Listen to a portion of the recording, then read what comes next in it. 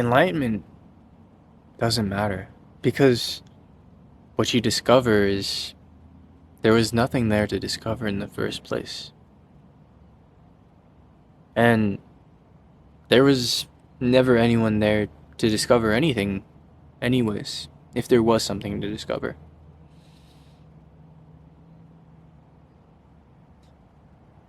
I'd like to say that there's beauty in that, but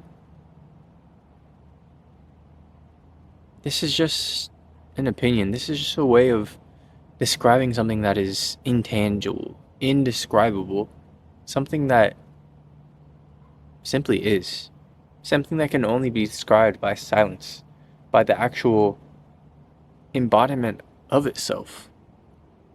Yet, simultaneously, every word that is spoken is this as well. And I think it's kind of interesting because now being able to observe the body as something separate, but also there is always an observation of that because awareness is not a choice. It's something that happens, right? Like, for instance, you are always aware of sound. That is not something that is chosen. You are always going to be able to hear, unless you are deaf. But then that was not a choice either. So, not that there really is anyone there in the first place to make that choice. But it's just interesting, I suppose. Interesting to the mind, because I feel like the mind, at least especially in Western society, is trained to try and learn things. You know, that's the whole point of school is memorization. Um, and knowledge in the terms of like the mind and memory, because like true knowing is without thoughts, without ideas, without contemplation.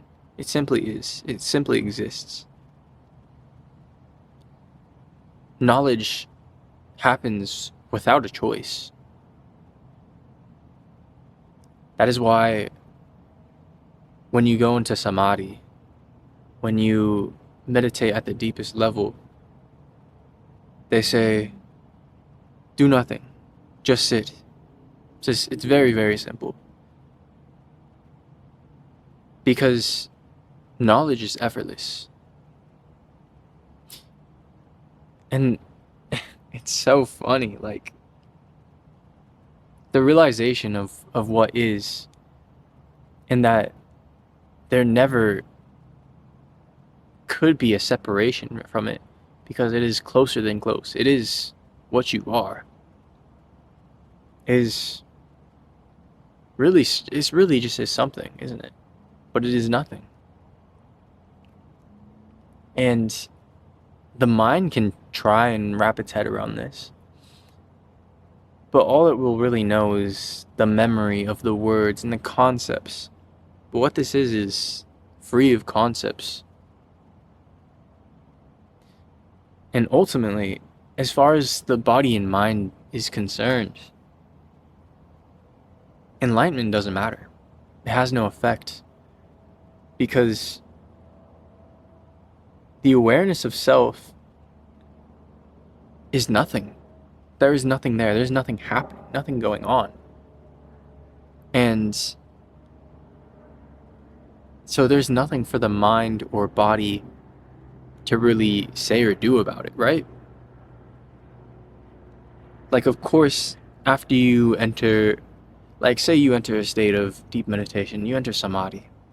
When you return, of course, the body remembers that it remembers, but there is nothing there to remember. It remembers the absence. I suppose ultimately what is being said here is that enlightenment doesn't matter, because it already is. Enlightenment always was. Awareness always was, without choice. Because what you are was never born. It never existed in the first place. And as for the body, well, the body will go on doing what it may. The mind will go on doing what it may, what it appears to do.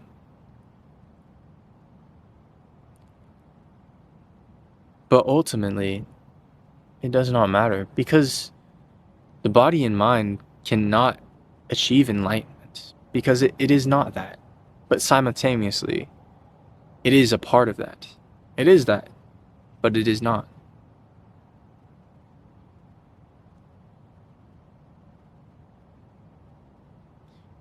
Because the body is born, so one day it must die. But to say that anyone or anything ever achieves enlightenment is silly, because it is already enlightened. As far as the practicality of this, there is no practicality really, as far as the life of the body, the mind, the identity. Honestly, has no impact other than the so-called path to get there. Because oftentimes for that realization, there are changes in patterns. There is meditation, spiritual practice, healthy eating, exercise, diet. All of these things happen on the way, on this so-called path. But when you realize there never was a path, it's like the mind and body is like, what do I do now? The mind, it wants to know what's next, you know, and there can be this real fear of that, because the mind and body, it knows that one day it will die. It knows that it is not that which does not exist. It is not that which is unborn.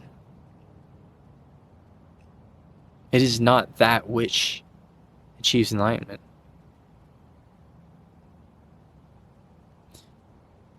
So the practicality of this is that it never mattered, and the mind and body will continue going on doing what it may without a choice, really, without a choice from anyone other than itself, really. And that's why there is never any real reason to worry, other than worry arising for the sake of itself, because that is what's supposed to happen.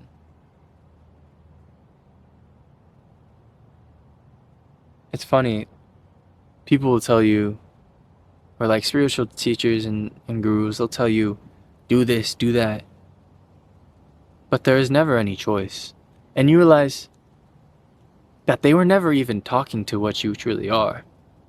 They were just talking to the mind and body, as the mind and body.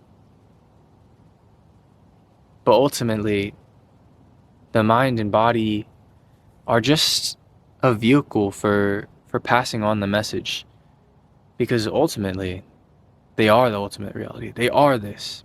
They are you, but they are not you.